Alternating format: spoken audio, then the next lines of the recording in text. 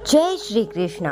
आप सभी का स्वागत है मेरे YouTube चैनल गोपाल दीवानी में। आज हम आपको शिव पुराण में सोमवार की व्रत कथा का रसपान करवाने जा रहे हैं। आप सभी से अनुरोध है कि कथा को पूरा सुनकर जाएं।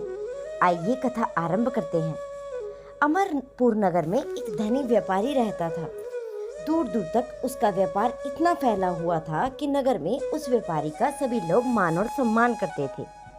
परंतु फिर भी इतना सब कुछ होने के बाद भी वह व्यापारी अंतर्मन से बेहद ही दुखी था, क्योंकि उस व्यापारी का कोई भी पुत्र नहीं था और उसे दिन रात एक ही चिंता सताती रहती थी कि उसकी मृत्यु के बाद इतने बड़े व्यापार और धन संपत्ति को कौन संभालेगा।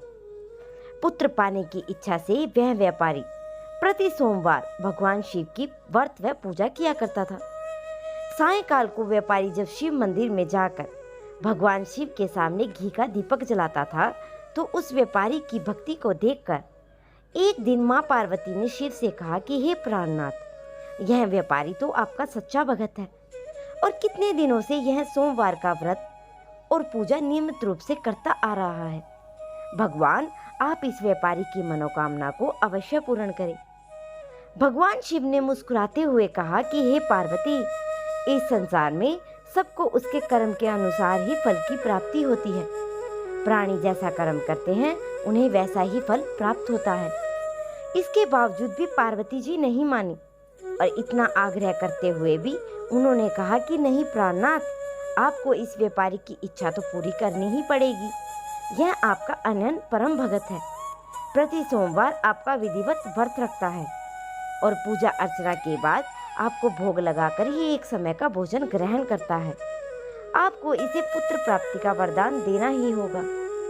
और पार्वती का इतना आग्रह देखकर भगवान शिव ने कहा कि तुम्हारे आग्रह पर मैं व्यापारी को पुत्र प्राप्ति का वरदान देता हूँ, लेकिन इसका पुत्र 16 वर्ष से अधिक जीवित नहीं रहेगा। और उसी रात भगवान शिव ने स्वप्न में उस व्यापारी को दर्शन देकर उसे पुत्र प्राप्ति का वरदान दिया और उसे बताया कि उसके पुत्र के 16 वर्ष तक जीवित रहने की ही चांस है। भगवान के वरदान से व्यापारी को बहुत खुशी तो हुई, लेकिन पुत्र की अल्पायु की चिंता ने उसकी खुशी को नष्ट कर दिया और व्यापारी पहले की तरह ही सोमवार का विधिवत व्रत करता रहा। कुछ महीने पश्चात उसके घर एक अति सुंदर पुत्र पैदा हुआ। पुत्र जन्म से ही व्यापारी के घर में खुशियां ही खुशियां भर गई और बहुत धूमधाम से पुत्र जन्म समारोह मनाया गया। व्यापारी को पुत्र जन्म की अधिक खुशी नहीं हुई, क्योंकि पुत्र की अल्प आयु के रहस्य का उसे पता था और यह रहस्य घर में किसी को भी मालूम नहीं था। विद्वान ब्राह्मणों ने उसके पुत्र का नाम अमर रखा। जब अमर 12 वर्ष का हुआ तो उसे शिक्षा की प्राप्ति के लिए वाराणसी भेजने का निश्चय हुआ। व्यापारी ने अमर के मामा दीपचंद को बुलाया और कहा कि अमर को शिक्षा प्राप्त करने के लिए वाराणसी छोड़ आओ। अमर अपने मामा के साथ शिक्षा प्राप्त करने के लिए चल दिया। रास्ते में जहाँ भी अमर और दीपचंद रात्रि विश्राम के लिए ठहरते, वहीं पर यज्ञ करते और ब्राह्मणों को भोजन कराते थे। लंबी यात्रा के बाद अमर और दीपचंद एक नगर पहुंचे और उस नगर के राजा की कन्या के विवाह की खुशी में पूरे नगर को सजाया गया था। निश्चित समय पर बारात भी आ गई, लेकिन वर का पिता अपने बेटे की एक आंख से काने होने के कारण बेहद ही चिंतित था।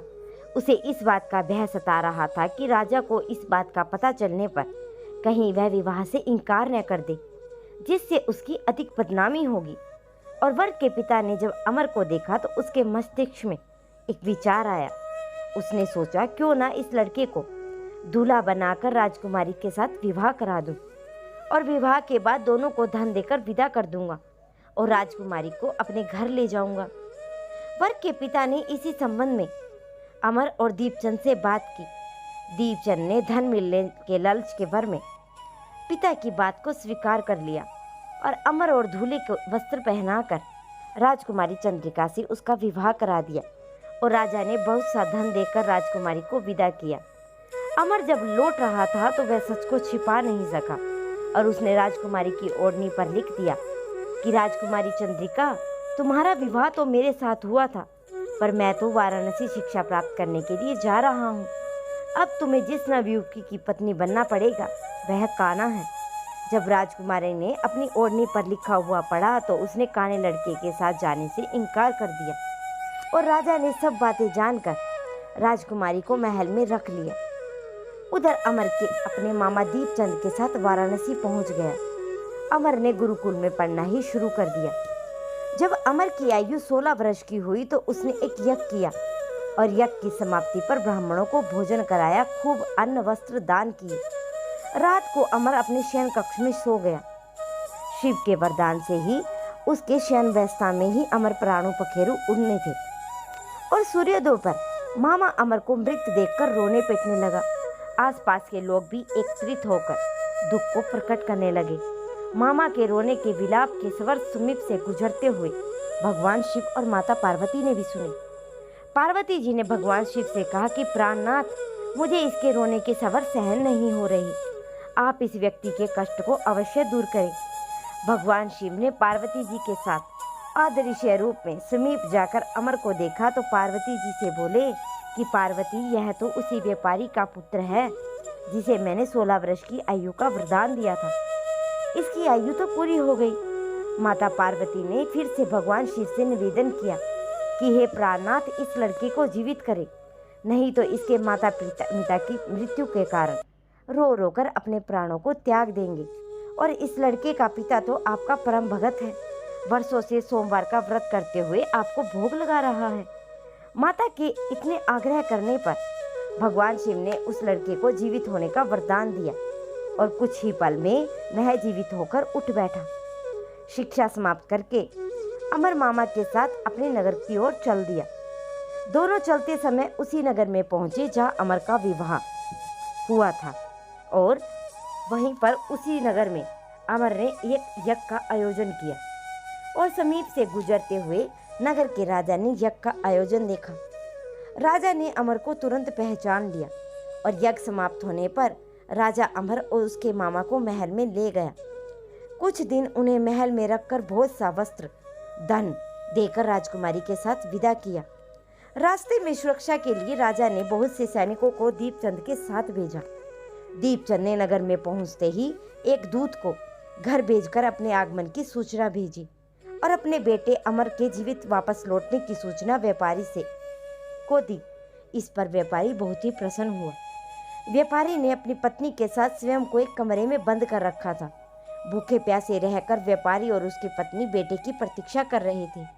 उन्होंने प्रतिज्ञा कर रखी थी कि वह यदि उन्हें अपने बेटे की मृत्यु का समाचार मिला तो वह दोनों अपने प्राणों को त्याग देंगे। व्यापारी अपनी पत्नी और मित्रों के साथ नगर के द्वार पर पहुंचा और अपने बेटे का विवाह का समाचार सुनकर पुत्र वधू राजकुमारी चंद्रिका को देखकर उनकी खुशी का ठिकाना न रहा। उसी रात भगवान शिव ने व्यापारी के स्वप्न में आकर कहा कि हे श्रेष्ठी, मैंने तेरे सोमवार के व्रत से प्रसन्न होकर व्रत कथा सुनने से प्रसन्न हो पुत्र को लंबी आयु प्रदान की है। इस पर व्यापारी बहुत ही प्रसन्न हुआ। सोमवार का व्रत करने से व्यापारी के घर में खुशियां लौट आई। शास्त्रों में लिखा है, जो भी स्त्री और पुरुष सोमवार का विधिवत व्रत करते हैं और व्रत कथा सुनते हैं, उनकी सभी इच्छाएं पूरी हो जाती हैं। तो ये थी सोमवार के व्रत की विधिवत व्रत कथा। अब अगली कथा का रसपान आप अगली वीडियो में करेंगे। अगर आप सभी को वीडियो पसंद आई हो तो मेरे चैनल को सब्सक्राइब करें, वीडियो को लाइक करें और शेयर करना ना भूलें।